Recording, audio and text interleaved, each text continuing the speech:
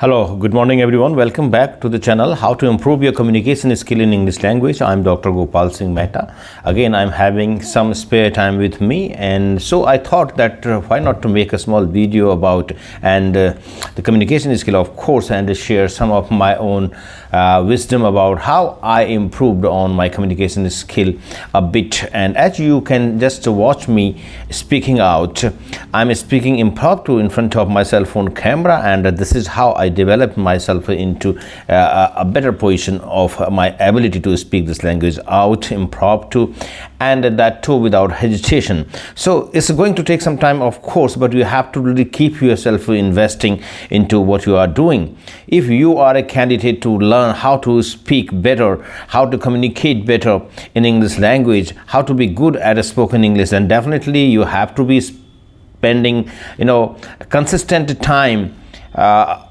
about it, definitely, because you have to really invest your time every day about it. Then only perhaps you are going to be living in an environment which is going to be beneficial for you. So cultivate a kind of English environment around you. Even if it is not there, even if you are living in an area where this language is not spoken at all, and so you think that how you are going to really speak this language to someone else, so how you are going to really help yourself improve your communication skill in English language. But whatever the odds are out there, but if you have got a genuine and sincere desire within you that you are going to really go about it, you are going to improve your communication skill come what may, rain or sunshine, you are going to go about it. If that kind of the strong desire and the spirit you are having within yourself, then definitely no force or no force of adversity or no odd can really deter you from going about the path of your aspiration.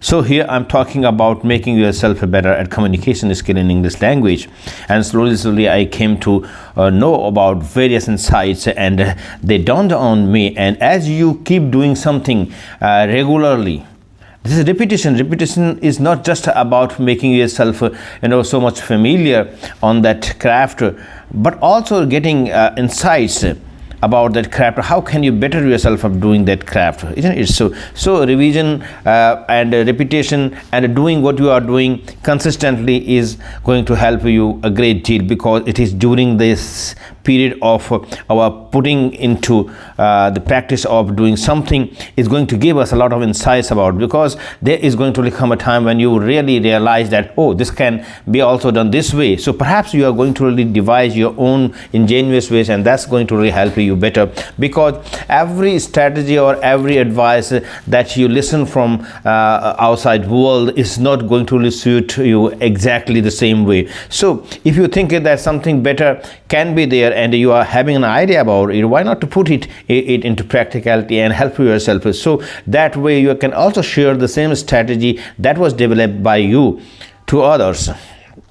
So if you are going to make yourself someone, and you must be having a very clear goal in your mind, because the mind doesn't give importance to vague things. It has to be something specific, something concrete. The mind only then works around it. So if you have been determined about making yourself good at communication skill in English language, then this thought is continuously being filled into your mind by you every day, then it is going to really get stronger in your mind, and you are going to do anything in order to make yourself that person that you wanted to be or that you want to be, isn't it? So you are going to really seek ways how you are going to really work around this element that would really make you far more competent to achieve your goal.